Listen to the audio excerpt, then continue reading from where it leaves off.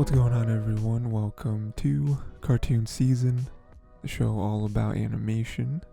We got cartoons, movies, anime, shows. Did that in a weird order, but that's okay. Because today is Thursday, right? 23rd, in the middle of our Christmas week here. And today's a good one. Today is actually the only movie on this list that I haven't seen. Although Grinch, I only kind of half seen once, so that one kind of doesn't count. But this one, we got Klaus, a movie that I have full on never seen. I don't even think I saw the trailer when it came out. I just remember this was a 2019 film, I believe.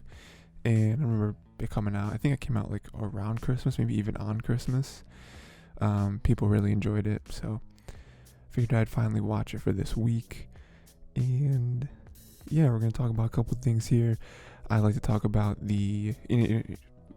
something that really hit me when I was watching it, which was how they kind of used the kids to change the town. I think that's a really good angle to use, because obviously they're in the town where it's just like fighting and there's no communication and there's just, tradition that is very much, overstayed its welcome. So now they use the kids, the future generation, to change the course of the island. And then also kind of want to touch on the Santa Claus tropes that they're able to sneak in here. Because it's not like, we know this is, the movie's called Klaus. Dude here is obviously Santa, right? But it's not like, I don't know, it's just like the way they approach it is very interesting to me. And yeah, we'll talk about those couple things. Before we do that, first things first, make sure to go to the Tiger T YouTube channel or anywhere else you get podcasts. You can find this show. Links for everywhere you can find it will be down below, as well as Tiger T Twitter and my own personal Twitter, where you can interact, especially if you don't have YouTube, so you don't have a comment section. Twitter's the next best place. And then yeah, so let's get into it. Let's get into the first thing. Like I said, we use the kids to change the town, right? The future generation, that's always what it's all about.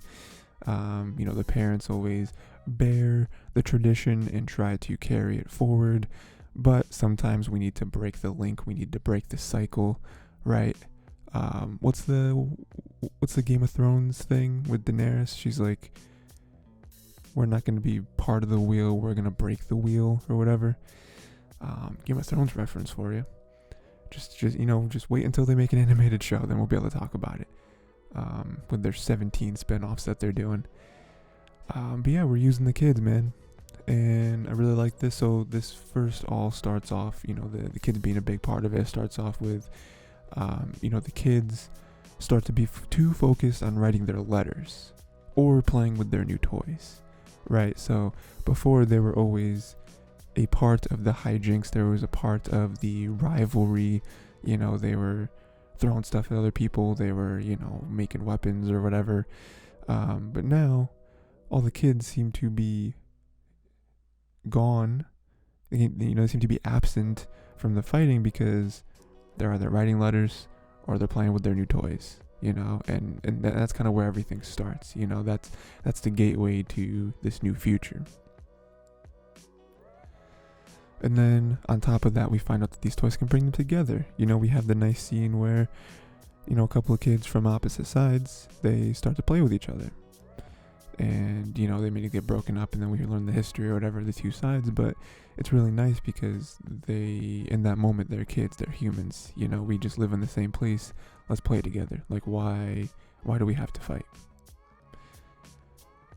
And then a rumor goes around where Klaus can only give toys to behaved kids. Obviously, Jesper here, he's the one who starts it. Because he doesn't want to give the toy to the one kid, right? And that causes further ripples because it's like, okay, now we can't just be writing letters. Now we have to make sure we're good, or else these letters, all this time is going to be wasted. So now it's not just they're distracted from the fighting and the rivalry. Now they're actively avoiding it. Because fighting is bad, fighting is naughty, right? You're gonna put on the naughty list. And again, further ripples, where it's like, again, it's one thing to not partake, it's another to go against, you know. And we see that more and more with like them being nice to each other, them like doing things for each other, them even actively like trying to take away the weapons from certain situations of like the adults, which is nice. Yeah, and then like I was saying, you know, not only are they nice to each other, but they kind of force the adults to be nice too, because now it's not just them. Now it's like, well, all the kids are friends with each other and they do nice things for each other, so now like they kind of rope the adults into it. Like there's that one scene where you know, all the kids pick all the berries for this other, you know, some adult on the other side. So then the adult is like, okay, well, I guess I have to reciprocate, you know, because like to me, I kind of read that as like that adult isn't trying to do something nice for the other person. They can't allow themselves to be in debt, you know. So I feel like that's how this all starts, is once the kids rope the adults into it, the first adults, they cannot be in debt, they cannot owe another person anything, so they reluctantly turn the berries into like jam or whatever, and then give it to the other adult. It's like, here, take it, you know, now we're square. And so then that adult's like, well no, because I didn't do anything for you, it's my kids who did something for you, so now I have to reciprocate, you know. So then now I'm going to turn that jam and make it into like some pastries or whatever and give it to you, you know. And then eventually that reluctance just turns into what they do, you know, it turns into how they are towards each other until they're all nice to each other, you know. And this all improves the communication between all the residents, you know. Like I was saying earlier, it's all fighting, there's no communication, it's just once the bell rings we fight, you know. And now that they have kind of settled that, now they can speak with each other, you know. Now they can, you know, not only because they're nice, but also literally there's now letters, there's a post office where they can communicate with each other that way. And then in kind of a twisted way, this brings the heads of the families together to form a truce. You know, this is, in essence, it is a nice thing, but obviously in the moment we know that it's short-lived. We know that they form a truce, yes, but it's to take down Jesper and Klaus. You know, but even in that one moment, like something that would have never happened prior to Jesper being here, is the heads of the families form a truce. And that does cause a domino effect. You know, I feel like this whole movie's domino effect, but this one's the biggest example of it, because what started out as a truce, as a enemy of my enemy is my friend, now gets turned into, you know, this whole like scene, the climax of the movie where it's like a chase scene, they're going after their presents, and, you know, Jesper trying to make up with Klaus. We see that the two children of the two heads of the rivalry families, they grow a fondness for each other, and then they eventually get married. So like, you know, with Klaus's whole thing of what was it exactly? It was like one act of kindness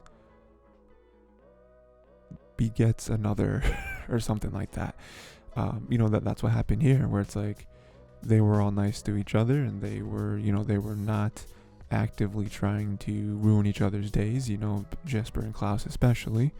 They're just trying to deliver presents, and so that rubs off on everyone to the point where these two people, they find love for each other, you know. And now the two families, they can't really fight each other anymore because their kids are in love, and so they are eventually able to bury the hatchet, and they have a permanent truce. They squash the beef between the two families, because they realize that, you know, some things are bigger than just a tradition, a very outdated tradition, something that's happened for, I don't know, hundreds of years, thousands of years, whatever it was.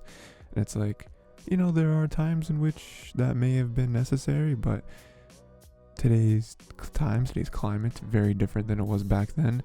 I feel like we can just, you know, we can get rid of that. And then some other kind of like after effects of this, and just more stuff that, you know, this whole thing kind of affects, you know, with the kids and everything, and then being the starting point, it kind of comes full circle, because now on the 12th year Klaus disappears and joins his wife, you know? So him starting out with his wife and then really wanting a lot of kids, and that comes all the way back to the end of the movie where the kids who he helps and he brings joy to, which is the whole point of him really wanting kids in the first place, now is able to bring him to his wife. And you assume that that's kind of like he dies, you know, but he is able to be happy with his wife, and Klaus's spirit still delivers presents, delivers toys every Christmas. So it's like, it kind of came full circle. You know, it was like, what was the thing in Endgame where it was like, you can rest now? That's basically what happened here. It's like he did everything he wanted to do. He was a very nice fellow, and he, with the help of Jesper, was able to change this town for the better, you know, set it on the right course, make everyone happy.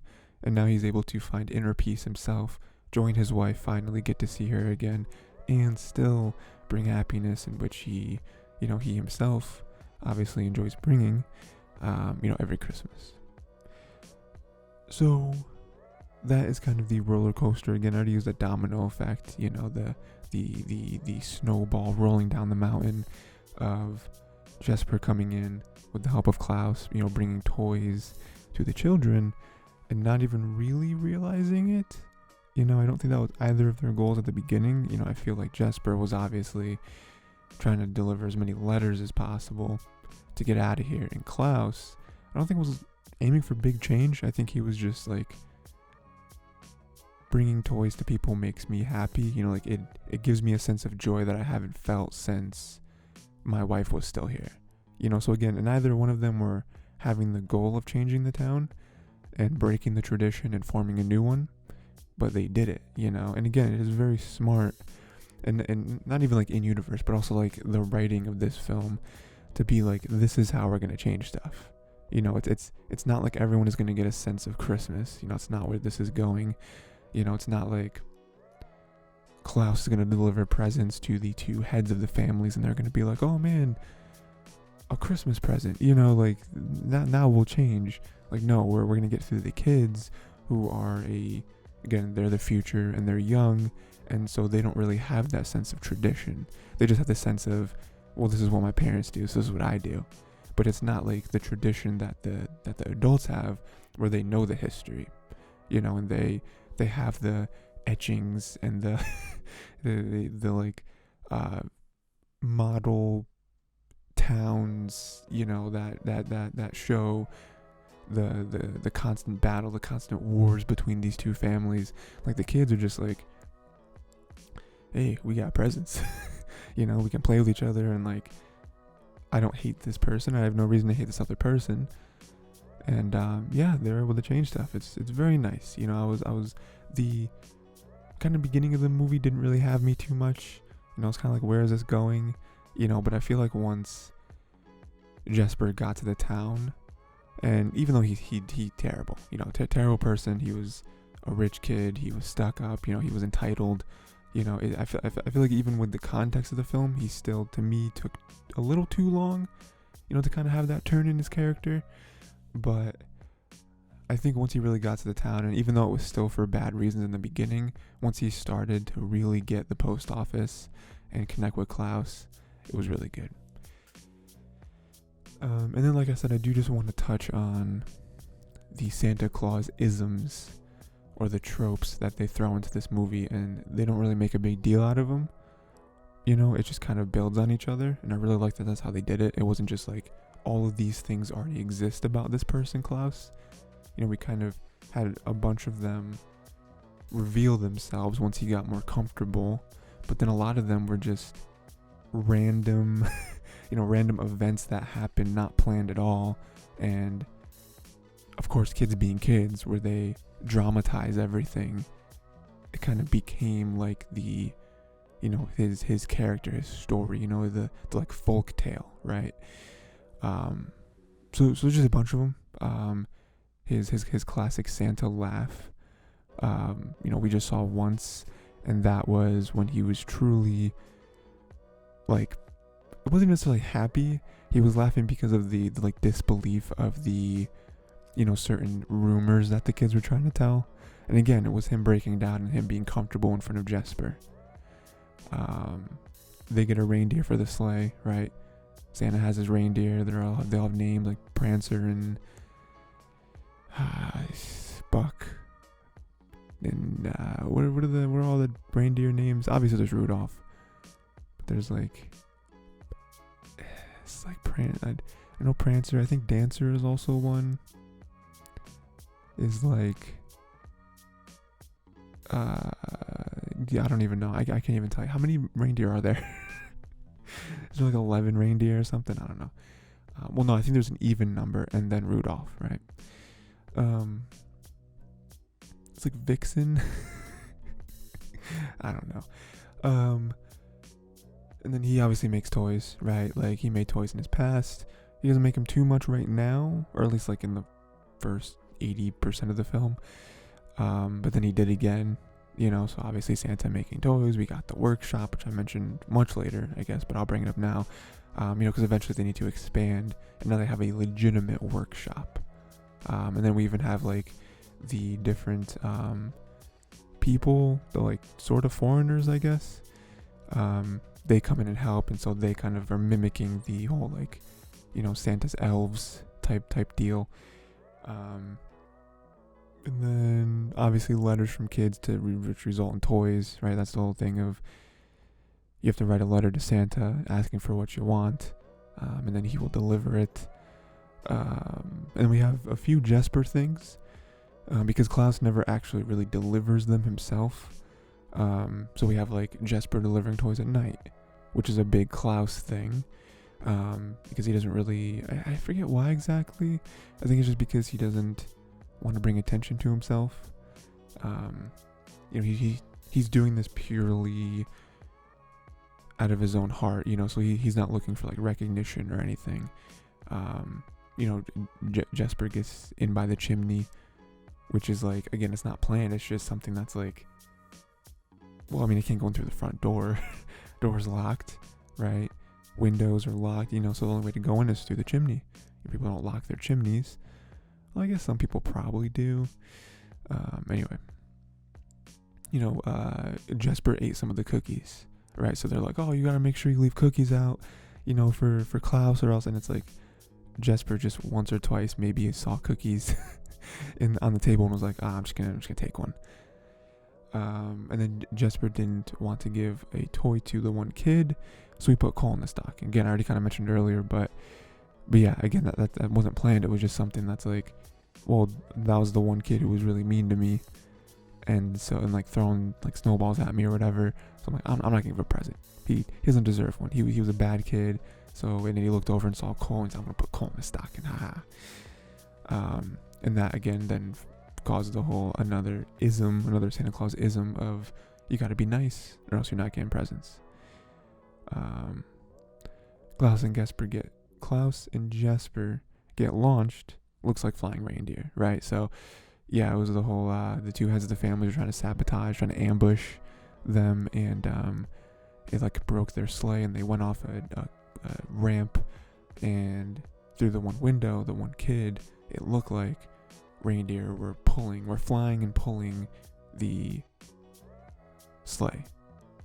I'm pretty sure that was the thing that caused Klaus to laugh his laugh, because he's that's just ridiculous.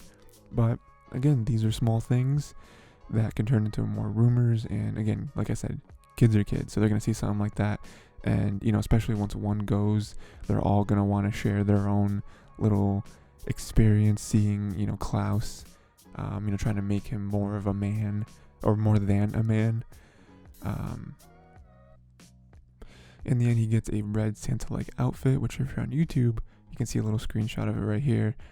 It's mostly red. It has some other stuff on it too. It's not exactly the cliche Santa Claus outfit, but I like that it isn't. I like that they went a different route with it. Again, kind of going off of these. Again, I'm just gonna say foreigners because they speak a different language. I'm not quite sure. Just live on a different part of the island. It kind of mimics their own outfits, but it's, again, this one's more red. It's really nice. And then last thing, they end up delivering big batches of toys on Christmas. That wasn't what they were doing in the beginning, they were just delivering them every night. And so now Christmas at the end of the movie, very big deal, right? That's when they're gonna have their big blowout, is on Christmas when everyone gets a toy. And then going further, past that, with Klaus's spirit delivering toys every Christmas. So Christmas becomes the landing point for their little operation here. And yeah, that's that's all the ones that I remember. I don't know if there's any other ones. I'm trying to think of other like Santa stuff. Like what other Santa stuff is there? We kind of sorta have a Mrs. Claus, right? I think that's pretty much it. But yeah, that was Klaus. Again, I thought the movie was very good. Very much enjoyed it. There was lots of heart, lots of emotion, lots of humor here and there. Obviously, the partnering of Jesper and Klaus was very fun to watch because they're two very different people, especially on the outside. Not like physically. Well, I guess physically, but like also just like they're, when you would meet each of them for the first time, very different. And then we even have like some of the side stuff with, this isn't really side, but the rivalry. I like how that arc happened. And then even with the woman teacher, that was nice. That was a nice little B plot, C plot type thing. Of her, pretty much losing all hope and just wanting to leave there, saving her money to leave there. And then she has kids that come to her and like legitimately want to learn stuff. Even though in the beginning it was just to get toys, but that was enough to kind of sway her to be like, okay, mate, okay, fine, I guess I'll teach him a little bit. And then she starts dipping into her savings, and then she realizes that this is what she loves. This is the passion that she has. She didn't really want to leave here, but no one sent their kids to school, so why would I stay here? Yeah. And then even just another one I want to touch on is like him going to leave the island, and then we get in the boat, and then we see him miserable, and then you have the dad that just kind of sits across from him and looks at him, gives him that look, and then we see Jesper on the dock. It's like, oh, that's so good. Like it's so good that like the dad, like that's how you know that he was like legitimately a good dad, where he wasn't like, no, you have to come with me. You fulfilled everything. Now you're gonna come with me and be the next heir to my letter delivery company. Like no, he was like, you clearly love it here. I've never seen you put this much energy and passion into anything before. I'm not gonna make you come back with me. Like if this is where you want to be, like that. And also just for his own fulfillment, like I'm sure he not only loves to see that his kid is happy, but loves to see his kid like building something and making a name for himself, and like fitting in with a community. But yeah, those are just a couple little things there that I want to mention about the movie. But yeah, overall really good. I think if I don't know, I definitely, this is one of the more modern movies that I decided to put on here. Like I've already done like Polar Express, which was older, but it's nice, it's nice that people are still making animated Christmas movies and like they're good. It's not just like, oh well, it's Christmas, so it's we'll probably get decent numbers around Christmas, and that'll justify the making of this movie. Like no, this is really good. I think that this can definitely be one where you would watch around the holidays every year. But yeah, let me know what you thought of the movie. Let me know if I missed any Santa Claus isms. I feel like I got them all, but let me know if I missed any of them. And yeah, I think that's pretty much it. Tomorrow we got the last one.